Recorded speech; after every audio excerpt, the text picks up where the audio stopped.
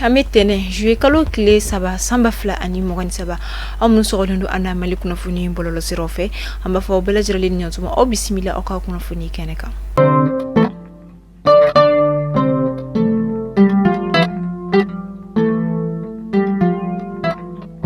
Remani mani oye ministry fali anga jamana furanche fanganye ma olu koni o barawke mina ministry ta ani saba olu koni falena o ministry ko fole nunu na mi anga kalanko kenaya ani shifina ka uka ministry be ola ani seneko ministry ani ministry chamawero ama kafoni hagilina in koni tara minisma ka tagali sigli kofe singa ani mali constitution faleli kalata jabi ubolin kofe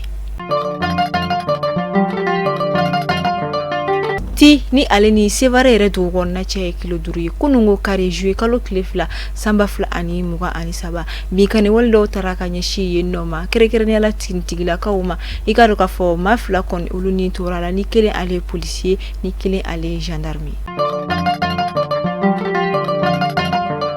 Jana transport ni alati compagnie de woli ni alibeta anga jamana fanchama wafana aye sanchama ke abi barala anga jamana konnala wakati la bayna jatimino yi aye kafo ale koni ka mashiba ukacha ni oyesira baka kasara weni amafuma ko accident wakulungu kare jouer kalo klefla samba fla ani mungani saba mbeso bani ale kucha la sira mianga dugudo ale koni mashiba do soro ni mo kele ale bonana ni la ni otedore ni oyedinyo la